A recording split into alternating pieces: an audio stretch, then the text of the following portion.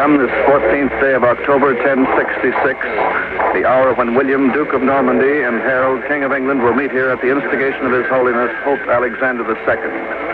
We still don't know whether this meeting is a sign that William and Harold have agreed on a peaceful settlement of their dispute. Harold, the Earl of Wessex, holds the English throne. William claims it. This was to have been the day of decision by arms, but the Pope's emissary, Bishop Lanfranc, arrived in the Norman camp, and soon thereafter this meeting between Harold and William was arranged. Since then, there has been no statement from either the Duke of Normandy or from the Pope's emissary which told the full story behind this dramatic last-minute conference. October 14th, 1066, Hastings, England. You are there. William of Normandy and his French army face Harold of Wessex and his English host. CBS takes you back 883 years to the meeting that decided which of these two nobles would become the undisputed King of England. All things are as they were then, except for one thing. When CBS is there, You are there. You Are There, produced and directed by Robert Louis Cheon, is based on authentic historical facts and quotations. And now, A news camp at Hastings Hill, England, and on Holland. Has produced, if any, which would induce King Harold to discuss a peaceful settlement. Reports from the English lines time and again have quoted the Earl of Wessex as saying he has nothing to discuss. And he has been further quoted as saying if William wants the throne of England, he'll have to fight for it. And that's precisely what William had planned to do today until the unexpected arrival of the Pope's emissary. John Daly's at the scene of the rendezvous in neutral territory on Hastings Hill, and he reports now that William is arriving, so come in, John Daly. The Duke of Normandy has left his lines at the bottom of Hastings Hill and is coming up to this rendezvous, located midway up the hill between the two armies. King Harold at the crest and the Duke of Normandy's men down there at the foot. The Duke is mounted on a pure white charger, and his official retinue apparently is coming with him. Bishop Lanfranc, the Pope's emissary, rides at William's right. I can also recognize William Fitzober, the Duke's chief steward. And there's Count Alain of Aragon, the leader of the Breton contingent in the Norman army. We call it the Norman army, although William has drawn his men from every corner of the Gallic provinces. The Duke is dismounted. In a moment, he will pass here, and we hope to be able to ask him a few questions.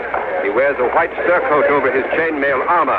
William and Harold will meet at a council table set up at this point. It's a bright autumn day here at Hastings, and now... Oh, my lord! Yes? My lord, has King Harold agreed to give up the throne? Harold, the Earl of Wessex, agreed to nothing except to meet with Bishop Lanfranc. Well, then His Highness is not meeting with you. He is coming here to talk only with the Pope's emissary. That is correct. I, too, am here only at the Holy Father's behest. But has there been no basis agreed upon in advance for this meeting, sir? None whatever. The Earl of Essex and I have agreed to meet solely for the purpose of hearing a message from His Holiness. And do you know what that message contains, sir? I do not. Well, suppose the Pope urges that you and King Harold divide England between you. Will you agree to that? Absolutely not. I am the rightful King of England. All Christendom knows that King Edward, who has just died, God rest his soul, was my cousin. We are the same blood. Before Edward died, he promised that I would inherit his throne. But, my lord, Harold claims that King Edward promised him the throne. If that be true, and I doubt it, my royal cousin was promising something he had no right to bestow. Harold is not of royal blood. His father's father was a swineherd. But if I may, my lord, was not Harold elected king by the English Council of Lords and Prelates? Elected? Oh, quelle idée. How can you elect a king? Kings are divinely appointed to rule, not elected. Then is it true that no matter what the Pope may say, you still intend to be king? Let us say that before this day is out, I shall be King of England or dead. Thank you, my lord. And now I'm going to try to ask the Pope's emissary, Bishop Lanfranc, a question. My Lord Bishop, will you tell us, sir, please, what message you have brought from the Holy Father in Rome? Not now, my son. Later. Are you going to propose a division of England between Harold and William? All in good time. Later, my son. There is a rumor, my Lord Bishop, that His Holiness favors the Duke of Normandy in this dispute.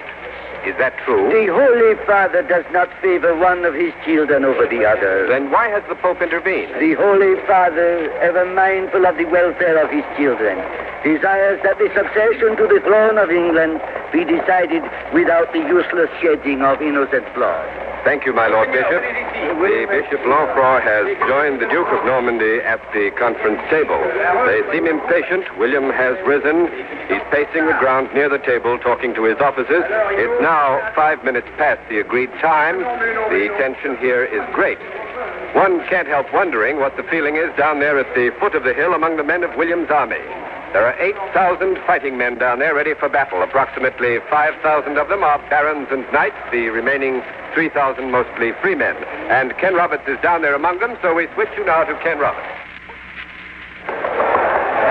Out of all this French-speaking host, I've been able to find a few who speak English. So, suppose we ask them how they feel about this peace conference. First, here is the Chevalier Hugh de France, a Norman knight.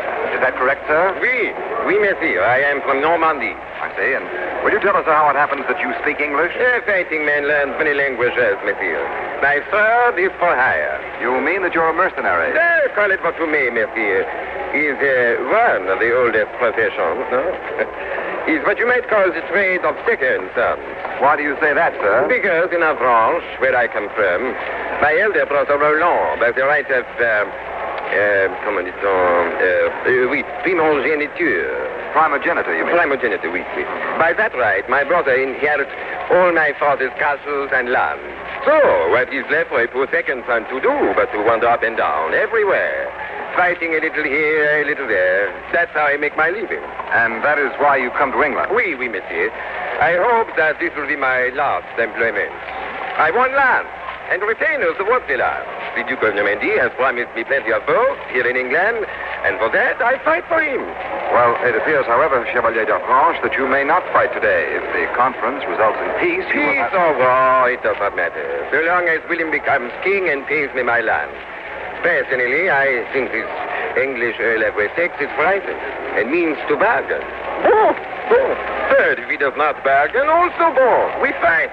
To me, it does not matter, so long as I get my land. Thank you, sir. And now, here's a man from the province of Anjou, a freeman, a foot soldier. His name is Raoul de Marnac. He wears a leather jerkin over a quilted shirt, and he's armed with a sword and dagger. Have you also been promised land in return for your services to Marnac? No. Then you fight because you believe in William's cause. Everybody in William's army believes in William's cause. I see. You volunteered. No. Then why are you here? I am here because I am a retainer of the Comte d'Anjou. My lord is a liegeman of the Duke of Normandy. The Duke of Normandy brought my lord, and my lord brought me. I am giving him the military service I owe him.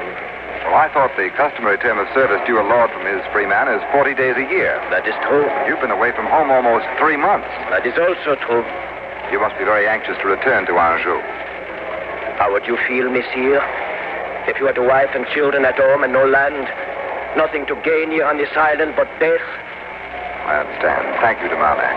I hope you get home to your wife and children. Merci. I hope so, too. Well, I've just received word that King Harold has not reached the rendezvous yet, but my colleague, Don Hollenbeck, at the news camp behind William's line, has been granted permission to interview an English prisoner who was captured recently. And so over to Don Hollenbeck.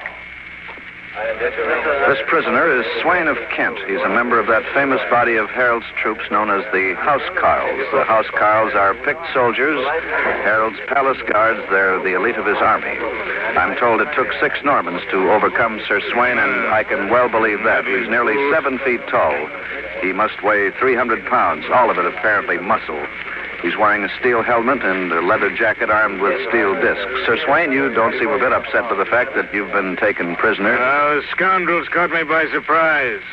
I'll not be a prisoner long. Well, is that because you think this meeting between Harold and William will end in peace? Peace? There'll be no peace. Unless the Norman invader turns tail and runs for home like a whipped dog. Oh, you regard the Duke of Normandy's army as an army of invasion. Well, what would you regard it? There's not an Englishman among them. They come from all over Europe. They come to steal our lands and to make us slaves. Slaves, huh? Well, I've heard there's more slavery in England than there is anywhere else in the Christian world. We have slaves, yes, but they're Saxons. Oh, I see. By the way, are you an Englishman? It seems to me that Sweyn is a Danish name. My father was a Dane. How did he come to England? He came with King Canute. Oh, Canute. Wasn't Canute the leader of a Danish army of invasion that plundered England? Yes, but that And didn't King Canute drive out Ethelred, the Saxon king of England, and put himself on the throne? That all happened 50 years ago. Now the Danes who came here are English. This is our home. Well, apparently the English earls of Northumbria and Mercia don't agree with you. They refuse to acknowledge Harold as their sovereign. They point out that he himself is the son of a Danish woman. And yes, I know. Just a minute. Here's the report of activity up the top of Hastings Hill, so back to John Daly. Harold and his men are riding down now to this meeting place. He has only 4 knights with him, enormously tall and powerful men. They must be housecarls, like the prisoner Don Hollenbeck was just talking to. Each knight is carrying a battle axe, and they're by far the biggest battle axes I've ever seen. The blades must measure, at least 16 inches across. Harold himself is in armor. This will be the first time that the Earl of Wessex, King Harold, the Duke of Normandy have come face to face since 2 years ago when Harold was a guest in William's court. Harold, as you remember, had been shipwrecked on the French coast, and as is the custom with strangers shipwrecked on a foreign shore, he was held for ransom by one of William's noblemen. He'd probably have been put to death if the Duke of Normandy had not personally intervened and invited him to the Norman court. There, Harold and William became fast friends, and Harold, before departing for England, even took an oath that he would support William's claim to the throne of England when the question of a successor to the then reigning King Edward should arise. Harold has arrived, dismounted. He kneels before Bishop Lanfranc and kisses the ring on his finger. The bishop bids him rise, and Harold has now seated himself at the council table opposite the Duke of Normandy. The 2 men, once friends, now bitter enemies, are staring at each other. Neither has uttered a word. Bishop Lanfranc speaks. I bring ye greetings from His Holiness Pope Alexander. His Holiness instructed the Court of Cardinals in Rome to investigate the merits of the rival claims to the English throne. It is the judgment of His Holiness, of the Supreme Pontiff, of Christ's Vicar upon earth, that the rightful and lawful successor to the throne of England is William, Duke of Normandy. I protest, my Lord Bishop. Neither I nor my liegemen were represented at the court of cardinals. But, my son, you were invited, and you did not choose to come or to send ambassadors. Aye, verily. What jurisdiction has the court of cardinals in Rome over the temporal affairs of my realm in England? Softly. Do you dare challenge the authority of the Supreme Pontiff? On what basis? On what basis, I ask, did the cardinals make their findings? On the basis of William's blood relationship to the late King Edward. You yourself did recognize this relationship and its inevitable fruits of rightful succession. Not true! Not true! Witnesses, my son, unimpeachable witnesses, did testify that on the 8th day of May in the year of our Lord 1064, at the court of William, you swore an oath to support in all ways his claim to the throne of England when that throne should become vacant. Yes, I swore the oath, but I swore it under duress, and it is therefore not binding. And I refused to swear fealty to William, he would have had me murdered. You lie! You took the oath of your own free will, out of gratitude because I saved your life. Gratitude? To you? All Christendom knows you for a poisoner. You dare call me a poisoner? You who could not even wait until Edward was cold in his grave before you seized his crown and thrust it upon your head in guilty hate. I will elect you, you child. Out of your hand. Stand there and listen to me. Harold, Earl of Wessex, I read you this message from His Holiness.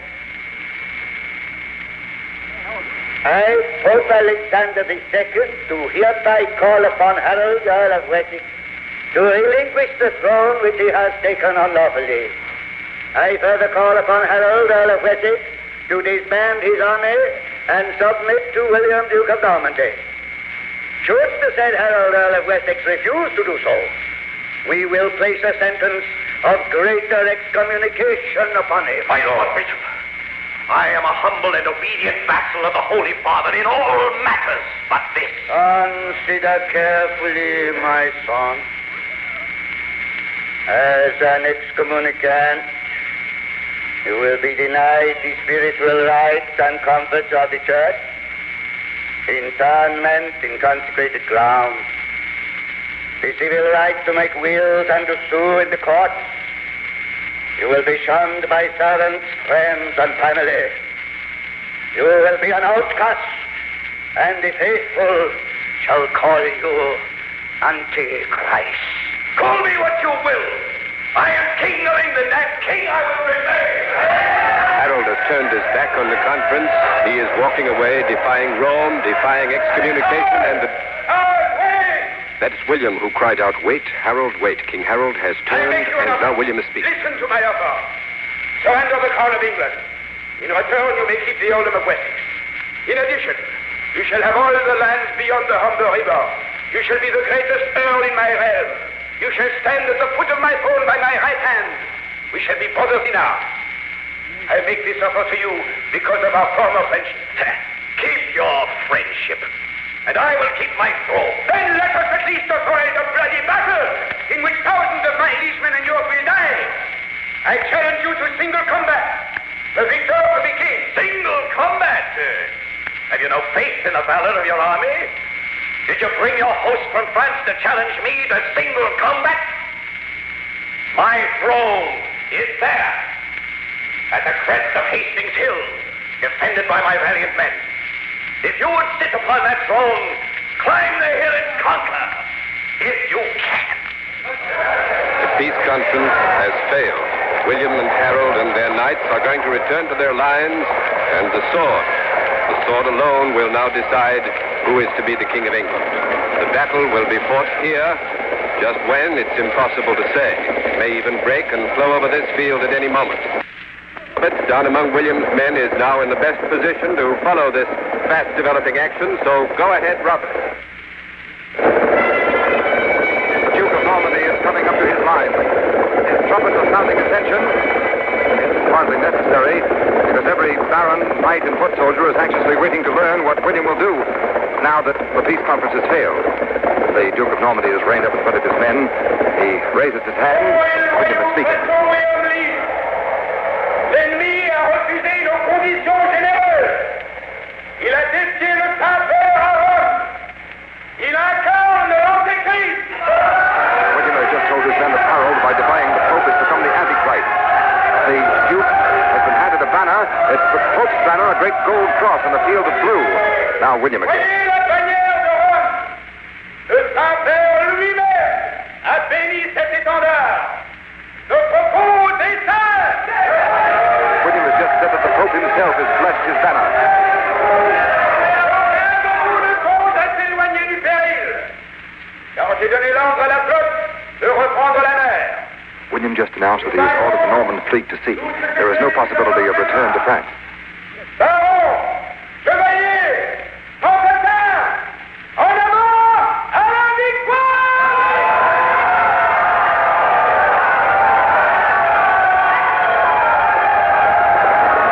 With a final call to victory, the Duke of Normandy has wheeled his charger. He holds the banner of Rome aloft in one hand, his sword in the other. The whole multitude of the Norman host is moving forward up the hill against the English line. John Daly was to take a position to the right of the battlefield, halfway up the hill. Go ahead, Daly. From this position under a clump of trees about 500 yards from the battle area, we can see the Norman army is advancing in 3 divisions. The first wave are the archers. Behind them come the heavily armed foot soldiers, and behind them the mounted knights and the barons. The English are waiting for them at the crest of the hill, massed in depth, and way in the rear of the English position are a number of catapults with their deadly piles of stones to be hurled at the Normans. Only the Normans, by the way, appear to be using cavalry in this battle. The English are not using horses. They plan to stand their ground on top of the hill and to force this Norman host to weaken itself in futile assaults against the wall of English shields. Then the English hope to come down the hill and destroy them. The first line of Norman archers have stopped, dealt, and now they're shooting thousands of arrows up into the air. You can perhaps hear the sharp, shrill clanging of their bowstrings as they pour arrows into the English. Their arrows are arched high into the air. They drop almost vertically among the English housecarls up there on top of the hill. And those arrows are having their desired and planned effect. The housecarls have been forced to raise their shields as a protective roof, to protect their heads and their faces. And even so, housecarls are dropping. But still, others take the places of those who have fallen. And now the Norman archers are fanning out, opening a path directly into the center of the hill. They're blocking my line of vision. I can't see clearly, but Ken Roberts should be opposite me across the hill and slightly below where he can see, so over to Ken Roberts. The Norman foot soldiers, with their shields and swords, are charging up the hill, racing up that path opened a moment ago by the archers. And behind them, the mounted Norman knights, lances set. Line after line of horsemen galloping wildly, pennants and banners flying in the wind. William is there somewhere in the center of the vanguard. I can see the blue and gold banner of the Pope. And now boulders, enormous rocks are raining down upon the charging Norman horsemen and foot soldiers. The English must have loosed their catapults. They're taking a heavy toll of the Normans. But the charge, the magnificent charge of William's men up the hill continues. In a moment, the two great forces will collide. Go ahead, John Daly. Two armies have collided, have crashed head-on. Norman horsemen are knifing their way into the first line of housecarls, and the English, stunned by the shock of the blow, are falling under the lances and under the horses' hoofs. But now the Normans are being engulfed, swallowed up by the sheer mass of English soldiers up on the top of the hill, up there, lying about them with their heavy, mighty battle axes. More and more Normans keep coming up, more and more of them, and everywhere I look now, there are great surging crowds of Normans and English giving and receiving blows, the great battle axes showing for a moment above the melee and then swinging down. It's almost impossible to draw a coherent picture out of such a savage and chaotic scene. Still in the thick of the fighting flies that blue and gold banner of the Pope. Under it is the white charger of the Duke of Norfolk. Now William has been struck down. At least he's fallen from his horse. And from here, it's impossible to tell whether the Duke has been struck or has been killed. If he has, it may mean catastrophe to the Norman forces. Ken Roberts is closer to that scene of action. Perhaps he can tell us. Go ahead, Ken Roberts. I can't see the Duke of Normandy. The housecarls of the Normans are fighting furiously around the spot where William fell. The Normans are wavering. They're giving way now. Many of them are falling back in confusion. Soldier, what's happened to the Duke of Normandy? Who is the Duke of Normandy? The Duke is mort. William has been killed, the soldier said. The battle is lost. The entire Norman line is falling back in complete confusion. All of the Normans must have seen their Duke go down. The English housecarls are seizing the advantage, striking with redoubled fury, and the Norman retreat is turning into a rout. The Normans have turned their backs on the enemy. They're fleeing down the hill, running past me in panic. And now, here come the English, led by the giant housecarls. They're pouring down on foot from the top of the hill, pursuing the Normans. And Harold himself is leading them. He must be supremely confident of victory to have left his fixed position. The English have overtaken the Normans now. They're cutting them down with their huge battle axes. The Normans are being slaughtered. William, Duke of Normandy, is dead, and his army is dying with him. This position is becoming dangerous, so I'll switch you back to John Daly on the other side of the hill. Go ahead, Daly.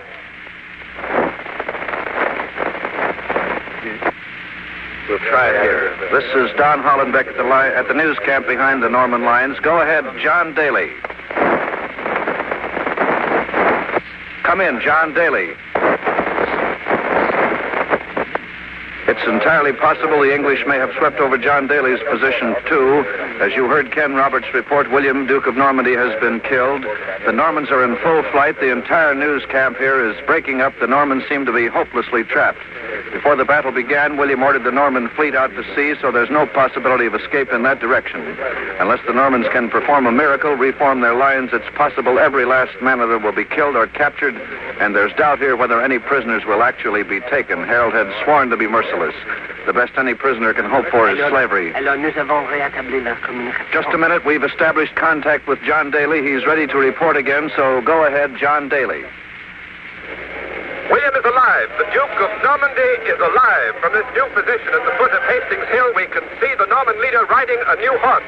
A short while ago, at the very height of the Norman panic, he reappeared suddenly, rode widely into the confused and fleeing Normans, tore off his helmet, and cried out, "I am alive!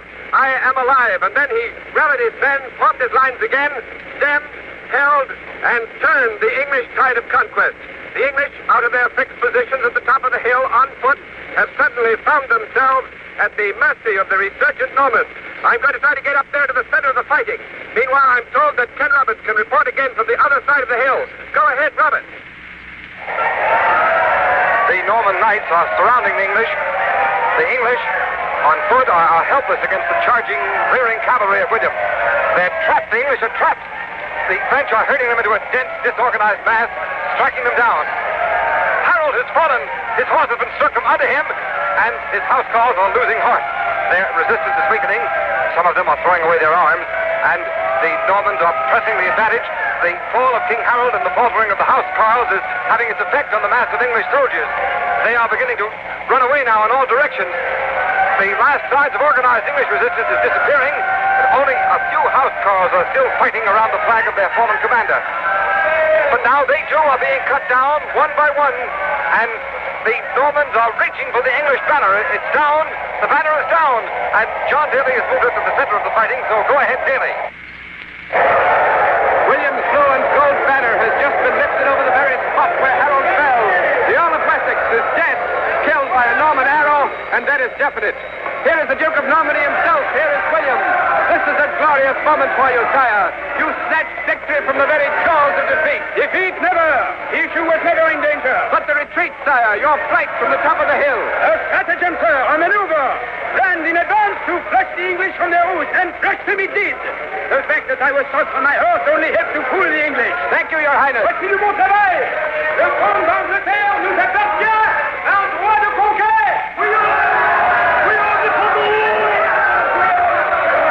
William has congratulated his men, and they're now hailing him, calling him William the Conqueror. And conqueror he is today. The Duke of Normandy is the new King of England by right of conquest. Nothing stands now between him and the throne and the crown. October 14, 1066. William the Conqueror wins the Battle of Hastings, and the Middle Ages begin. You have been listening to the Battle of Hastings, another broadcast in the series You Are There, produced and directed by Robert Louis Cheon. The Battle of Hastings was written by Michael Sklar and Mr. Cheon. Guy Sorel played William of Normandy. Dot Cotsworth was Harold of Wessex. And the cast included William Podmore, Oliver Cliff, John Merlin, Peter Hobbs, Alfred de la Fuente, and others. Next week. April 7, 1498, Florence, Italy. The plot to kill Savonarola. You are there. CBS's 10 great shows on Sunday nights are built around outstanding talent in show business.